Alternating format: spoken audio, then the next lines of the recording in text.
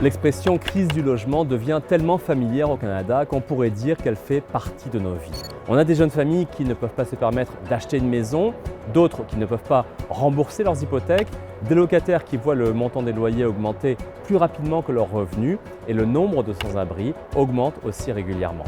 C'est devenu un concept incontournable qui était au cœur des élections provinciales l'an dernier et qui sera un enjeu électoral fédéral cette année. Et c'est ici, en Colombie-Britannique, que cette crise est la plus prononcée.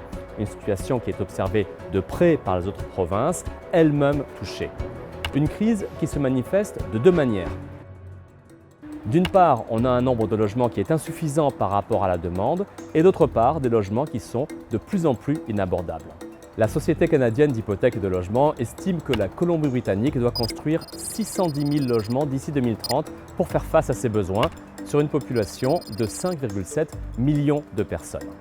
De 2015 à 2024, le prix moyen d'une maison au Canada a augmenté de 100%, passant de 413 000 $ à 840 000 $. Et en décembre, en Colombie-Britannique, ce prix moyen a dépassé le million de dollars. Même situation pour les loyers, malgré une diminution en 2024, le Grand Vancouver reste l'agglomération la plus chère au pays. Le prix moyen d'un appartement avec 2 chambres à coucher est de 2 314 $. Et si la Colombie-Britannique mène ce triste palmarès, ce n'est pas isolé, c'est en fait une tendance nationale.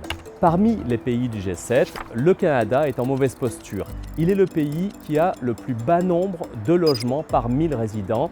C'est aussi, parmi les pays du G7, le pays où l'immobilier est le plus cher. Quand on explore les raisons de la crise actuelle, les avis diffèrent et en général, ça suit le clivage gauche-droite.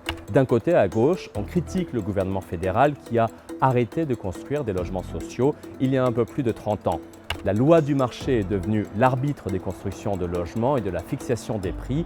L'immobilier est devenu de plus en plus un investissement et la spéculation immobilière serait l'une des raisons de la crise actuelle, notamment dans le Grand Vancouver.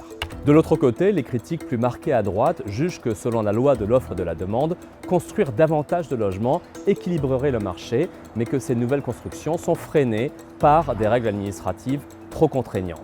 Selon cette école de pensée, les gouvernements auraient également fait rentrer au Canada trop d'immigrants par rapport au nombre de logements disponibles et cette augmentation de la population, surtout dans les dernières années, aurait aggravé la crise du logement actuelle.